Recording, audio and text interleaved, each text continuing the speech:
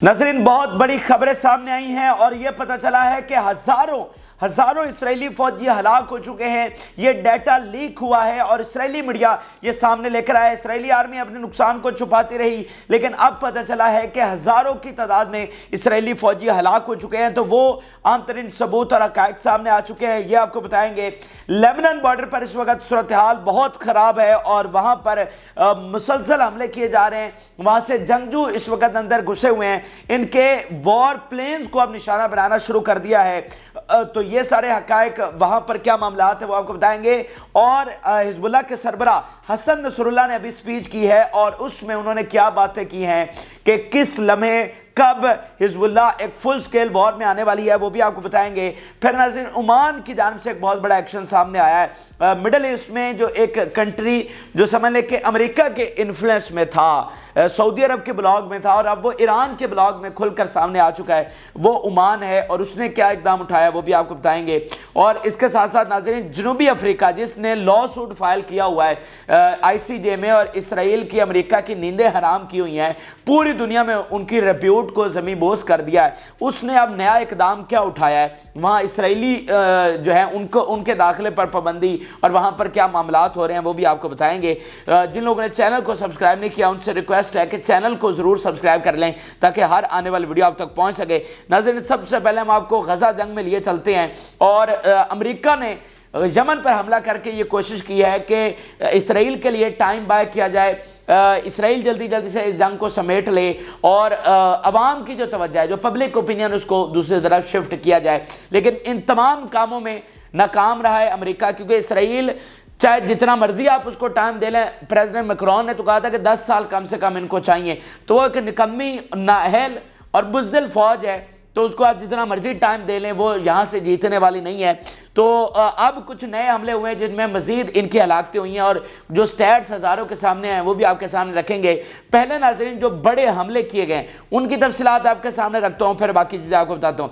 नाज़रीन, पहला जो बड़ा हमला जिसकी रिपोर्ट पहुँची है वो ये है कि मोर्टार के गोलों के साथ एक एनिमी गैदरिंग पर बमबारी की गई है। बहुत सारे फौजी एक जगह पर मौजूद थे और ये सेंटर का इलाका है, यहाँ पर मोर्टार के गोले इन पर बरसाए गए और 10 से 15 जो फौजी हैं वो इस बमबारी में हलाक हुए हैं। अच्छा, फिर मज़ामती तहरीक ने जनाब बमबारी की है बुरीज कैंप के इलाके में, उनका एनिमी क्राउड पर, यानी वो अंदर पेनिट्रेट करने की कोशिश कर रहे थे इस इलाके से, तो वहां पर इनको निशाना बनाया गया और इनके फौजी वहां पर हलाक हुए हैं। इसके अलावा नाज़रीन, उन्होंने एक स्पेशल फोर्स को निशाना बनाया है विद एंटी पर्सोनल मिसाइल के साथ उनको निशाना बनाया, जिसमें मोस्टली हलाक हो गए एंड कुछ जख्मी हुए हैं। और ये खान यूनस के इलाके में ये हमला वाक़या हुआ है। अच्छा, फिर नाज़रीन, जो अगला हमला हुआ है वो बड़ी ख़तरनाक बमबारी मज़ामती तहरीक ने की और ये गज़ा से बाहर हमला किया गया है। और ये अशोद जो बंदरगाह है यहाँ पर यह हमला हुआ है। M75 मकादमा रॉकेट साल्वो के साथ ये हमला किया गया है। अब ये अशोद जो है नाज़रीन, ये इनकी ऑयल पोर्ट है। दुनिया भर से जो ऑयल आता है वो इसी पोर्ट पर लाया जाता है और जो उनकी गैस या ऑयल पाइपलाइंस है बाकी मुल्कों के साथ जो कहा जाता है कि अज़रबैजान से भी आ रही हैं, तो वो भी इसी पोर्ट के साथ कनेक्टेड हैं एंड देन इसके ज़रिए वो फिर पूरे मुल्क में जाता है, तो ऑयल यहाँ पर लाया जाता है। ये बड़ी ही सेंसिटिव, बड़ी अहम उनकी बंदरगाह है, तो इसको रॉकेट साल्वो के साथ और मकादमा रॉकेट के साथ निशाना बनाया गया। साल्वो कहते हैं बहुत कम टाइम में 2-4 मिनट में डजन्स ऑफ रॉकेट्स या हंड्रेड्स ऑफ रॉकेट्स को फायर करना, इसको साल्वो बोला जाता है। तो यहाँ पर यह बमबारी हुई है और इसराइली मीडिया ने नाज़रीन तस्लीम किया है कि वाक़तन रॉकेट्स वहाँ पर आकर गिरे हैं और उन्होंने बड़ा नुकसान पहुँचाया है। ठीक है जी। फिर नाज़रीन, इरीज क्रॉसिंग का जो एरिया है, ये साथ स्क्रीन पर आप सबूत भी देखते जाइए, ये जो इरीज क्रॉसिंग का एरिया है यहाँ पर नाज़रीन बमबारी की गई है। ये जहाँ से मतलब वो गज़ा के अंदर दाखिल होते हैं ऊपर वाले साइड से, तो यहाँ पर जो इनकी फ़ौज, इनके कमांड सेंटर्स मौजूद थे, उनको निशाना बनाया गया। फिर नाज़रीन, किसिफियम का जो इलाका है इसको बदर मिसाइलों के साथ निशाना बनाया गया और किसिफियम से समझ लें कि जो इनकी लॉजिस्टिकल सपोर्ट है यहाँ से आती है, असलहा यहाँ से आता है, ये इनकी मिलिट्री साइट है, तो यहाँ से उनको लॉजिस्टिकल सपोर्ट आ रही होती है। तो समझ लें कि उनकी जो सप्लाई लाइन है, उनका जो असलहा का डिपो है, समझ लें वहाँ पर हमला किया गया है, क्योंकि असलहा इनका यहीं पर रखा हुआ है اور یہاں سے وہ غزہ میں لایا جاتا ہے، تو ان کو بدر میزائلوں کے ساتھ نشانہ بنایا گیا ہے۔ اچھا اب ناظرین یہ تازہ ترین حملوں کی تفصیلات تھی، جلدی جلدی میں نے کوشش کی کہ آپ کے سامنے رکھے جائیں۔ اب ناظرین اب تک کی سب سے بڑی خبر میں آپ کے ساتھ شیئر کرنے جا رہا ہوں، اور خبر ناظرین یہ ہے کہ پتہ یہ چلا ہے کہ 50,000 اسرائیلی فوجیوں کو نقصان پہنچا ہے۔ 50,000!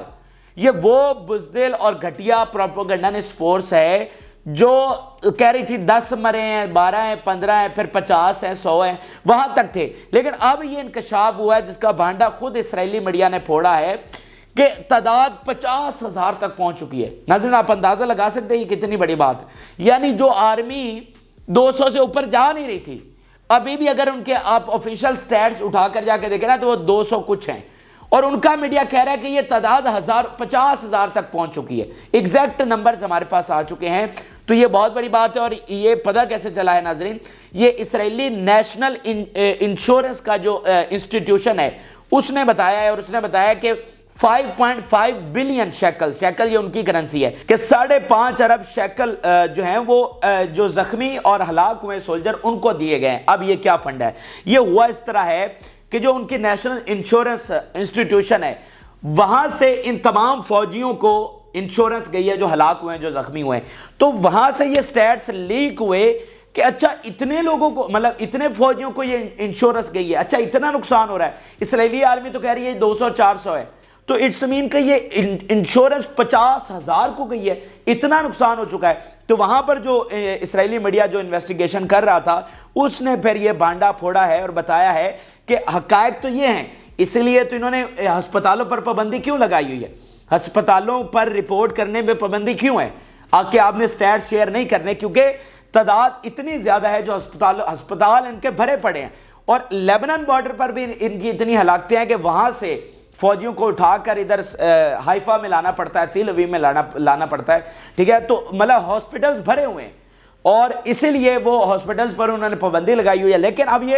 دوسرے ادارے سے یہ سٹیٹس جو ہیں وہ لیک ہوئے ہیں، تو یہ اب تک کی سب سے بڑی خبر ہے، سب سے بڑا انکشاف ہوا، اور اس سے بڑی اسرائیل کے لیے شکست ناکامی ہو نہیں سکتی۔ آپ دیکھیں نا کہ یہ جو لاکھوں، ہم آپ کو خبر دیتے ہیں کہ بھائی لاکھوں اسرائیلی جو ہیں وہ سڑکوں پر نکلے ہوئے ہیں، ٹھیک ہے، وہ کیوں نکلے ہوئے ہیں؟ دیکھیں ان کو تو پتہ ہے نا، ان کو تو پتہ ہے کہ ہم جنگ ہار رہے ہیں، ان کو تو پتہ ہے روزانہ میزائل ہمارے گھروں تک آ رہے ہیں، ان کو تو پتہ ہے روزانہ ہم جنازے دیکھ رہے ہیں، تو اسی لیے وہ تو نکلے ہوئے ہیں کہ بھائی فی الفور جنگ بند کی جائے۔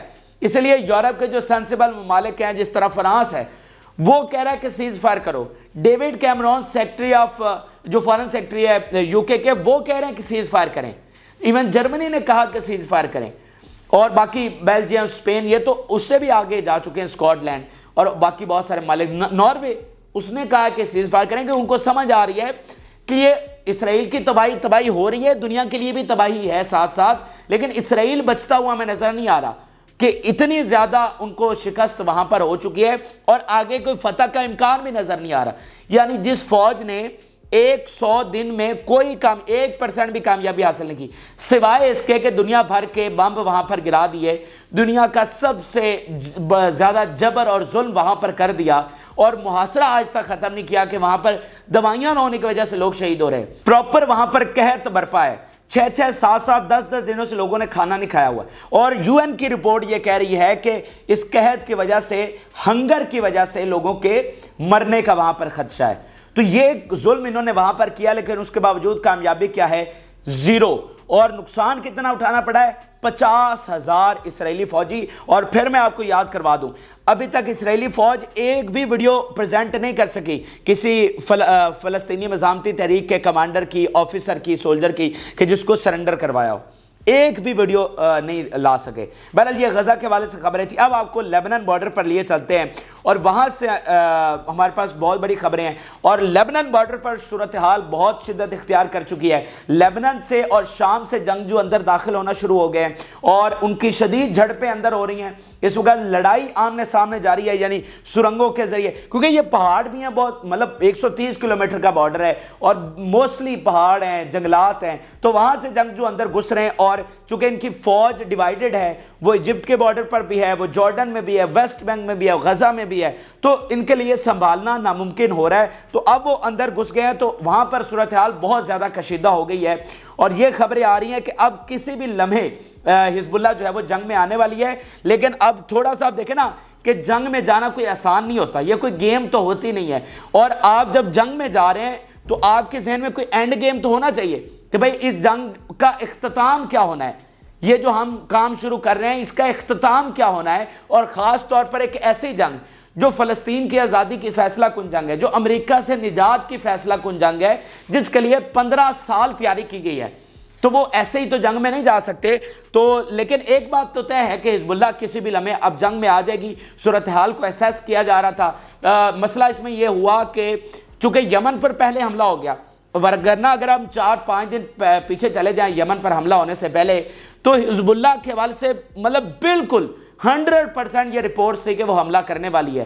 تو یمن کی وجہ سے وہ تھوڑا سا انہوں نے ڈیلے کیا, یا تہران نے یعنی ایران نے اسیس کیا کہ بھائی ادھر دیکھیں ایران نے اگر حزب اللہ اس کو بھی تو اسلحہ ایران نے دینا ہے, شام کو بھی تو اسلحہ ایران نے دینا ہے, عراق کو بھی تو ایران نے مدد کرنی, یمن کو بھی تو ایران نے کرنا ہے, تو ایران نے بھی اسیس کرنا ہے کہ بھائی کب کون سے پہلوان کو کب اتارنا ہے, کہ ساری لوجسٹیکل سپورٹ کے پیچھے انہوں نے دینی ہے. حالانکہ حزب اللہ پوری طرح سے تیار ہے, ان کے اسلحہ کا سٹاک اور بھائی غزہ میں نہیں ختم ہو رہا تو حزب اللہ کے پاس کیا ختم ہونا, ان کے پاس آلریڈی 2 لاکھ میزائل ہیں, ان کے پاس آلریڈی بہت ہے. لیکن پھر بھی جب آپ کو 5 محاذوں پر جنگ لڑنی ہے ایران کو تو بہت ساری چیزیں ہیں جو سوچنا پڑتی ہیں. اور پھر جب اندر کے بھی دشمن ہو, جب عرب امریکہ کو ایئر سپیس دے رہے ہیں, جب عرب اسرائیل کی ایئر سپیس نہیں بند کر سکے, جب عرب آج بھی وہاں پر اسرائیلی جھنڈے لہرا رہے ہیں, آج بھی وہ اسرائیل کا تیل بند نہیں کر سکے, تو یہ بہت مشکل ہے اور بڑا پھونک کر یہ قدم ایران نے آگے رکھنا ہے. لیکن ایک ون لائنر یہ ہے کہ یہ فیصلہ ہو چکا ہے کہ اب حزب اللہ کسی بھی لمحے, یمن تو آ چکا ہے, حزب اللہ کسی بھی لمحے جنگ میں آنے والی ہے اور یہ اسرائیل کے لیے آخری یہ ان کے تابوت میں آخری کیل ثابت ہوگا. ابھی حزب اللہ کے سربراہ نے سپیچ کی ہے, ان کے کچھ پوائنٹس میں آپ کے سامنے رکھنا چاہتا ہوں اینڈ دین جو حملے ہوئے ہیں وہ آپ کو بتائیں گے. ناظرین, حزب اللہ کے سربراہ نے کہا ہے کہ ابھی تک ان کو کوئی اچیومنٹ حاصل نہیں ہوئی ہے. مسلسل بیانات بھی 4-5 ہیں, مطلب جو خلاصہ میں نے نکالا ہے وہ آپ کے سامنے پڑھ دیتا ہوں. The enemy is still fighting to achieve some achievements before moving to the third phase of the war in which it will redeploy its forces. کہ ابھی بھی اسرائیل سٹرگل کر رہا ہے کہ کوئی نہ کوئی تھوڑی سی اچیومنٹ تو حاصل کر سکے, جو اپنے اتحادیوں کو دکھا سکے, امریکہ کو دکھا سکے, دنیا کو دکھا سکے. یعنی امریکی میڈیا بھی کہہ رہا ہے کہ اگر انہوں نے غزہ کے ایک چھوٹے سے علاقے پر بھی قبضہ کیا ہوتا نا تو یہ سارے جہان کا میڈیا وہاں پر لے کر جاتے. یہ CNN, مجھے یاد آ گئی, یہ CNN نے کہا ہے کہ اگر یہ چھوٹے سے علاقے پر بھی قبضہ کر لیتے تو یہ ساری دنیا کا میڈیا وہاں پر لے کر جاتے. حالانکہ CNN سب سے باعث ادارہ ہے جو ان کے حق میں لکھ رہا ہے. تو وہ کہہ رہا ہے کہ بھائی اگر یہ چھوٹی سی بھی وکٹری ہوتی تو انہیں ساری دنیا میں تماشا کرنا تھا, دیکھو ہم نے یہ وکٹری حاصل کر لی. تو ابھی تو کچھ بھی نہیں ہے تو اتنی وکٹری وہ بتا رہے ہیں, تو اگر ہوتی تو پھر یہ کیا کرتے, تو ابھی تک ان کو کوئی اچیومنٹ نہیں ہے. اچھا, پھر وہ کہتے ہیں کہ اگر یہ جنگ ہم اسی طرح سے جاری رکھتے ہیں تو ان کو ہم پوری طرح سے گھٹنوں پر لے آئیں گے اور وہ وقت بہت قریب ہے. یہ آپ دیکھیے, if the current path continues on the fronts of Gaza, the West Bank, Lebanon, Yemen and Iraq, the enemy government will accept the conditions of the resistance. اب اس میں امپورٹنٹ چیز یہ ہے کہ وہ سب کو ایک ہی کنسیڈر کر رہے ہیں, عراق, شام, لیبنان, ویسٹ بینک, غزہ اور یمن, وہ سب کو کہہ رہے ہیں کہ مطلب بالکل ایک ہیں. یقین مانیے یہ پوری تاریخ میں پچھلی 7 دہائیاں اٹھا کر دیکھ لیں, یہ جو نئی دنیا جب سے اسرائیل قائم ہوا ہے, کبھی مڈل ایسٹ اتنا اکٹھا نہیں ہوا. ان کے آپس میں اتنے جھگڑے تھے, آپ دیکھیں کہ عراق کی, آپ کو پتا ہے ایران کے ساتھ جنگ ہوئی ہے, 10 سالہ جنگ ہوئی ہے, 10 سال عراق نے ادھر ایران پر جنگ کی ہوئی ہے. پھر جو ہے وہ عراق کے اندر الگ سے جنگ چھڑ گئی, پھر شام کے حماس کے ساتھ الگ تعلقات خراب ہوئے, حماس کے حزب اللہ کے ساتھ الگ تعلقات خراب ہوئے, جارڈن کی ویسٹ بینک اور فلسطین کے ساتھ ایک الگ سے جنگ ہوئی. مطلب ان کے آپس میں کبھی یہ اتنے اکٹھے نہیں تھے جتنا ایران نے آج ان کو اکٹھا کر دیا ہے. تو وہ کہہ رہے ہیں کہ اگر ہم یہی راستہ اختیار کیے رکھتے ہیں اور اکٹھے رہتے ہیں تو پھر یہ گھٹنوں پر پوری طرح سے آ جائیں گے. پھر انہوں نے کہا کہ یہ جو مکمل فیلئر ہے یہ صرف اسرائیل کا نہیں ہے, یہ پورے ویسٹ کا ہے, کیونکہ یہ تو حقیقت ہے کہ یہ جنگ صرف اسرائیل نہیں لڑ رہا, یہ پورا ویسٹ یہ جنگ لڑ رہا ہے. انہوں نے پورا زور, پورے وسائل یہاں پر استعمال کیے ہیں. آپ مجھے بتائیے کہ اگر اسرائیل کو بالفرض اے چیز ریکوائرڈ ہے, ایکس وائی زیڈ اے کوئی چیز ہے جو ان کو ریکوائرڈ ہے, تو کیا مغرب ان کو نہیں بھیجے گا؟ کوئی ایسا بم ہے, کوئی ایسا طیارہ ہے, کوئی ایسا شپ ہے جو ان کو ریکوائر ہے کہ بھائی یہ ہم کو مل جائے تو ہم جنگ جیت جائیں گے, تو کیا وہ ان کو نہیں مل سکتا؟ یعنی کوئی ایسی چیز نہیں ہے جو ان کو نہ دی گئی ہو, ہر ایک چیز. ایون امریکی ڈیلٹا فورسز یہاں پر پہلے آپریشن کر کے گئی ہیں, ان کو بھی کچھ نہیں ملا, وہ بھی کوئی کامیابی حاصل نہیں کر سکی. تو یہ ہے کہ پورے ویسٹ نے زور لگایا ہے. یہ اب کوئی نہ کہے کہ جناب یہ تو اکیلا اسرائیل لڑ رہا ہے, یہ پورا ویسٹ لڑ رہا ہے. اچھا, یہ ان کا بیان سنیے. The American and many Western countries worked over 100 days to silence, subjugate and frustrate the other fronts. اب یہ وہ بات کر رہے ہیں کہ ویسٹ نے, امریکہ نے تمام جو نیبرز ہیں, جو ادر فرنٹ جہاں سے اسرائیل کو کوئی مشکل پیش آ سکتی تھی, ان کو خاموش کروانے کی کوشش کی ہے. ٹھیک ہے نا. آپ کو وہ بیان یاد کروا دوں کہ جب یہ جنگ شروع ہونے لگی تھی تو نتن یاہو نے امریکہ کو کہا تھا کہ آپ نے عربوں کو خاموش کروانا ہے کہ وہ چوں چاں نہ کریں, تو امریکہ نے خاموش کروایا. آپ دیکھیں کہ کتنا ہی ٹائم سعودی عرب, یو اے ای, یہ کس طرح سے خاموش بیٹھے رہے. صرف سخت ریاکشن, جو ہارڈ ریاکشن آیا وہ انہی 4-5 کنٹری سے آیا, باقی تو ابھی تک کوئی اتنا ہارڈ سٹانس نہیں لے سکے ہیں. تو وہ کہہ رہے ہیں کہ انہوں نے پورا زور لگایا سب کو خاموش کروانے میں. اچھا, پھر وہ یمن کے حوالے سے انہوں نے بڑا امپورٹنٹ بیان دیا. وہ کہہ رہے ہیں the American believe that Yemen will retreat after the aggression, then they are wrong, suspicious and ignorant. کہ اگر امریکہ یہ سمجھتا ہے کہ یمن پیچھے ہٹ جائے گا, یمن بھاگ جائے گا, تو یہ اس کی بھول ہے, یہ وہ کسی غلط فہمی میں ہے, اس کی یہ مس کیلکولیشن ہے. اور میں آپ کو بتا رہا ہوں, یہ میرے بات اب ذہن میں رکھ لیں, یہ امریکہ یہاں سے بھاگنے والا ہے بہت جلد, کیونکہ اس کے اندر جتنے حالات خراب ہیں نا, جو اس کے اندر ڈویژن, مجھے وہ سب سے زیادہ ڈیسائیڈنگ فیکٹر لگ رہی ہے کہ کبھی امریکہ کی تاریخ میں اندر اتنے اختلافات نہیں ہوئے. یعنی امریکہ کسی جنگ میں گیا اور اس کے اندر اتنی زیادہ مخالفت ہے, تاریخ میں کبھی ایسا نہیں ہوا. تو مجھے سب سے بڑا یہ ڈیسائیڈنگ فیکٹر لگ رہا ہے کہ امریکہ کو یہاں سے بھاگنا پڑے گا. بہرحال حسن نصر اللہ کہہ رہے ہیں کہ یمن کے بارے میں سوچنا بھی نہ. پھر انہوں نے کہا the occupation is concealing deaths, injuries, losses and defeats because this will lead to great moral frustration as the Israeli media admits.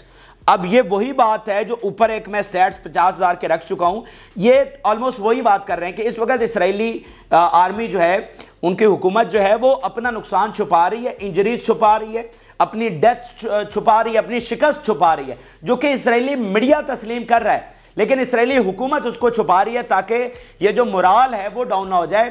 وہ بزدل ترین فوج جو آگے ہی نہیں لڑنا چاہ رہی, جو پہلے ہی بغاوت کر کے بھاگ چکی ہے, جو لاکھوں کا مجمع تل اویو میں نکلا ہوا ہے, جو کابینہ میں الگ سے بغاوت ہے, تو بھائی وہ یہ سارے سٹیٹس مان لے تو پھر معاملات کہاں پر جائیں گے. آخری بیان ان کا سنیے. وہ کہہ رہے ہیں اسرائیل has not achieved any of its declared and undeclared goals according to the consensus of the Israelis themselves. مطلب یہ وہ کہہ رہے ہیں کہ ابھی تک جو اہداف اسرائیل نے خود طے کیے تھے اور جو ڈکلیئر نہیں بھی کیے تھے, ان میں سے کوئی بھی ہدف وہ ابھی تک اچیو نہیں کر سکے. اور اس پر وہ کہہ رہے ہیں کہ اسرائیلیوں کا اپنا بھی کنسنسس ہے. اچھا, یہ بیانات سن کر آپ کو بالکل کلیئر ہو جانا چاہیے کہ بھائی اس جنگ میں اسرائیل کو عبرتناک شکست ہو رہی ہے. حسن نصر اللہ کہہ رہے ہیں کہ اس بات پر اسرائیل, جیسے میں آپ کے سامنے موساد کے چیفز کے, ان کے فارمر آرمی چیفز کے, ان کے ہائی آفیشلز کے بیانات رکھتا ہوں, امریکہ میں جو آرٹیکل شائع ہو رہے ہیں وہ آپ کے سامنے رکھتا ہوں کہ بھائی یہ جنگ ہار رہے ہیں. تو حسن نصر اللہ یہی بات کر رہے ہیں کہ اسرائیلیوں کا اپنا اس بات پر کنسنسس ہے کہ انہوں نے ابھی تک کوئی گول اس میں اچیو نہیں کیا. یعنی ابھی کچھ دن پہلے, یہ 3 دن پہلے, ایک موساد چیف کا بیان بہت زیادہ وہ چلا اور امریکی میڈیا میں ہم نے بھی آپ کے سامنے رکھا, جس میں انہوں نے کہا کہ ہم یہ جنگ ہار چکے ہیں کلیئرلی, اور نتن یاہو کو فل فار لیو کرنا چاہیے, اس کو حکومت سے نکال دینا چاہیے. تو یہ بات ہے جو حسن نصر اللہ کر رہے ہیں. تو یہ ناظرین ان کی خطاب کے کچھ پہلو تھے جو میں نے آپ کے سامنے رکھے ہیں, کچھ خلاصہ میں نے آپ کو سامنے رکھا ہے. تو اس سے آپ اندازہ لگا لیجئے کہ حزب اللہ کتنی ڈٹرمنڈ ہے, کتنی کانفیڈنٹ ہے, اور وہ اسرائیل کے ساتھ کرنے کیا جا رہی ہے. اور ان تمام میں آپ دیکھیے کہیں پر 2 اسٹیٹ نہیں ہے, کہیں پر وہ کوئی سیٹلمنٹ نہیں ہے, کہیں پر مذاکرات نہیں ہے, جنگ ہے, صرف فیصلہ کن ایک جنگ ہے اور فلسطین کی آزادی ہے. اور یہاں پر کہیں انہوں نے یہ نہیں کہا کہ ٹھیک ہے جی ہم دوبارہ سے کچھ سیٹلمنٹ کی طرف جا رہے ہیں, ایسا کوئی بات. اور یہی بات ایران کے جو صدر ہیں انہوں نے بھی آج کہی ہے کہ جو ہماری سیٹلمنٹ کی پالیسی تھی اسرائیل کے ساتھ وہ فیل ہو چکی ہے، جو نارملائزیشن کی پالیسی عربوں نے اپنائی وہ فیل ہو چکی ہے، تو اب ہمیں دوسری پالیسی اپنانی ہوگی۔ اچھا بہرحال اب جو 2 حملوں کی صرف تفصیلات میں آپ کے سامنے رکھوں گا، جو میگا آپریشن کیے گئے، جو بڑے حملے ہوئے، یعنی ایک طرف تو صورتحال یہ ہے کہ گولان ہائٹس اور لیبنان سے یہ جنگجو اندر گھسے ہوئے ہیں، جو کہ ہم بطور ثبوت تمام چیزیں آپ کے سامنے پچھلی ویڈیوز میں رکھ چکے ہیں۔ تو اب وہاں پر مطلب سیکیورٹی پوری طرح سے کولیپس ہو چکی ہے، وہاں پر جو تمام ان کے شہری ہیں ان کو پیچھے بھیج دیا گیا بارڈر سے پیچھے، کہ یہاں پر تو مطلب بالکل وہ سیٹلمنٹس جو ہیں وہ بند کر دی گئی ہیں، روڈز اس طرف تمام معاملات بند ہیں۔ اچھا جو بڑے آپریشن ہوئے ہیں، 2 ہیلی کاپٹرز کو ناظرین گرایا گیا، یہ کہہ رہے ہیں attack 2 helicopters with appropriate weapons lead to their downing, تو 2 بڑے ہیلی کاپٹرز کو اس وقت لیبنان کے بارڈر پر گرایا گیا۔ میرا خیال ہے کہ یہ پہلا حملہ ہے جو ان کے ہیلی کاپٹرز کو، غزہ کی بات نہیں ہو رہی، لیبنان بارڈر کی بات ہو رہی ہے، غزہ میں کو 15 ہیلی کاپٹر تباہ کیے گئے ہیں، لیکن یہ لیبنان بارڈر پر یہ پہلا حملہ ہے۔ اچھا اس کے علاوہ ناظرین دیکھیے وہ کہہ رہے ہیں کہ we destroyed newly installed spy equipment۔ اب یہ جو spy equipment ہوتے ہیں یہ بہت اربوں مالیت کے ہوتے ہیں، یہ بہت مطلب بہت مشکل سے وہاں پر ڈپلائی کیے جاتے ہیں، تو حزب اللہ ان کو تباہ کرتی ہے، اسرائیل ان کو دوبارہ سے ڈپلائی کرتا ہے اربوں لگا کر، اور حزب اللہ جو ہے ان کو دوبارہ تباہ کر دیتی ہے۔ تو یہ جو اسپائی ایکوپمنٹ یا سرویلنس کا جو ایکوپمنٹ ہے، ان کی تباہی سے یہ ہو رہا ہے کہ اسرائیل بلائنڈ ہو چکا ہے، اسرائیل جو ہے ناظرین اس کو انفارمیشن نہیں مل رہی، انٹیلیجنس نہیں مل رہی، تو یہ اس کے لیے بڑا مسئلہ بنا ہوا ہے۔ بہرحال یہ حزب اللہ کے حوالے سے خبریں تھی۔ اب آخر میں جلدی 2 اور بڑی خبریں ہیں، ایک عمان کے حوالے سے اور ایک ساؤتھ افریقہ اور عثمان خواجہ جو کرکٹر ہے ان کے حوالے سے بھی آپ کو ایک خبر ضرور شیئر کرتے ہیں۔ ناظرین عمان کا نے بڑا سخت سٹینڈ لیا ہے، اور پہلے میں بیان آپ کے سامنے رکھتا ہوں۔ We condemn the unjust attack on the brotherly Yemen, brotherly Yemen لفظ استعمال کیا ہے۔ Some Western powers under the pretext of protecting sea lines. اب اس میں غیر معمولی چیز کیا ہے، جو پہلے دن حملہ کیا گیا اس میں ایران، عراق اور شام اور لیبنان کو چھوڑ کر باقی سب نے لفظ آپ کو پتا ہے کیا استعمال کیا، ہمیں کنسرن ہے۔ کویت نے اور قطر نے، یو اے ای نے، سعودی عرب نے، جارڈن نے، ایجپٹ نے، ان تمام نے جو اپنی سٹیٹمنٹ جاری کی انہوں نے کہا کہ ہمیں بہت زیادہ کنسرن ہے۔ اچھا بڑی امپورٹنٹ چیز ہے، کسی نے کنڈیم نہیں کیا، عمان نے بھی اس میں کنسرن کا لفظ استعمال کیا۔ آج انہوں نے سٹیٹمنٹ جاری کیا کہ ہم کنڈیم کرتے ہیں، اور ساتھ لکھا برادرلی یمن، یعنی برادر ملک یمن پر حملے کو ہم کنڈیم کرتے ہیں۔ اور اگلی بڑی امپورٹنٹ بات جو کسی عرب ملک نے نہیں کہی، انہوں نے کہا کہ under the pretext of protecting sea lines, کہ یہ جو آپ جس بیانیے کے ساتھ آپ نے حملہ کیا ہے کہ ہم سی لائنز کی حفاظت کرنے کے لیے آئے ہیں، یہ غلط ہے، یہ جھوٹ ہے، اور ہم اس کی سخت مذمت کرتے ہیں۔ اور اس وقت میں آپ کو بتا دوں عمان ایران کے بلاک میں پوری طرح سے جا چکا ہے۔ عمان اور ایران کا پہلے معاہدہ بھی ہوا تھا کچھ دن پہلے کہ اپنی کرنسی میں ٹریڈ کریں گے، تو عمان پوری طرح سے اس طرف جا چکا ہے۔ اور اب دیکھیں یہ بہت غیر معمولی سٹیٹمنٹ ہے، جو پہلے دن مختلف تھی لیکن آج بہت مختلف ہو چکی ہے، اور وہ ویسٹرن پاورز کے بالکل سامنے جا کر کھڑے ہو گئے، امریکہ سے ٹکرا گئے، حالانکہ یہ بھی اسی بلاک کا حصہ تھے۔ اچھا آخر میں آپ کو جنوبی افریقہ کے حوالے سے پہلے خبر شیئر کرتے ہیں۔ ناظرین جنوبی افریقہ کرکٹ بورڈ نے اسرائیل کی حمایت کرنے پر کپتان کو ہٹا دیا۔ ساؤتھ افریقہ جس طرح سے کھڑا ہوا ہے وہ بہت ہی بے مثال ہے، پوری دنیا سے اس کی تعریف ہو رہی ہے، میں اس تفصیل میں نہیں جا رہا، لیکن ابھی جو ایک نیا اقدام سامنے آیا ہے کہ انہوں نے ان کا ایک انڈر 19 کا کیپٹن ہے جس نے اسرائیل کی حمایت کی ہے۔ تو آپ دیکھیں کہ جنوبی افریقہ کس طرح سے فلسطین کے ساتھ کھڑا ہوا ہے کہ انہوں نے اپنے کیپٹن کو ہٹا دیا۔ انہوں نے کہا بھائی اسرائیل ظلم کر رہا ہے تو کسی ظالم کی حمایت کرنے والے کو ہم اپنے درمیان برداشت نہیں کر سکتے، تو انہوں نے اس کیپٹن کو ہٹا دیا۔ یہ کوئی معمولی چیز نہیں ہے، یہ بہت بڑی چیز ہے۔ ٹھیک ہے وہ گئے ہیں جناب عالمی عدالت میں، وہ الگ چیز ہے، لیکن وہ اپنے نیشنلٹی ہولڈر کو، اپنے کپتان کو صرف اسرائیل کے حق میں ٹویٹ کرنے پر انہوں نے ہٹا دیا۔ صحیح ہے، تو اس حد تک ساؤتھ افریقہ کھڑا ہوا ہے، اور یہ کسی عرب اور ہمارے اسلامی ملک کو بھی اتنی جرات اور توفیق نہیں ہے۔ اچھا اب آخر میں عثمان خواجہ کے حوالے سے آپ کو جو کرکٹر ہیں آسٹریلیا کے بڑے مشہور، اس سے پہلے انہوں نے جو پاکستان کے خلاف سیریز ہو رہی تھی اس میں بھی فلسطین کی حمایت کی تھی، ہم نے شوز پر ان کے لیے لکھا تھا کہ ان کے لیے پیس ہونا چاہیے، سیز فائر ہونا چاہیے، تو اس پر بھی ان کو کافی مخالفت ہوئی اور جرمانہ لگنے کا کہا گیا، لیکن بعد میں پھر آسٹریلین وزیر اعظم نے کہا کہ آپ ڈٹے رہے، آپ نے بالکل ٹھیک کیا، آپ نے پیس کی بات کی تو آپ نے بالکل ٹھیک کیا۔ اچھا ابھی ایک نیا اقدام ان کی جانب سے سامنے آیا ہے، یا انٹرنیشنل کرکٹ کی جانب سے اجازت نہ ملنے کے بعد آسٹریلین کرکٹر عثمان خواجہ نے بگ بیش لیگ میں اسرائیلی حملوں کے شکار فلسطینیوں سے اظہار یکجہتی کیا ہے۔ آئی سی سی نے اجازت نہیں دی، لیکن اس کے باوجود انہوں نے اپنے شوز پر ایک بار پھر فلسطین کے لیے پیس اور ان سیز فائر کے لیے اور اسرائیل کے خلاف جو ہے وہاں پر چیزیں لکھی ہیں، اور اب یہ پوری دنیا کی زینت بنا ہوا ہے۔ تو میں دیکھ رہا ہوں کہ پوری دنیا سے جو باضمیر لوگ ہیں وہ فلسطین کے حق میں کھڑے ہو رہے ہیں، اور ساؤتھ افریقہ سے بڑی کوئی اور مثال ہو نہیں سکتی۔ بہرحال یہ اہم ترین اور تازہ ترین حقائق ہیں جو کہ آپ کے ساتھ شیئر کیا۔ اپنی رائے ضرور آگاہ کریں۔ جن لوگوں نے چینل کو سبسکرائب نہیں کیا ان سے ریکویسٹ ہے کہ چینل کو ضرور سبسکرائب کر لیں تاکہ ہر آنے والی ویڈیو آپ تک پہنچ سکے۔ اجازت اللہ حافظ۔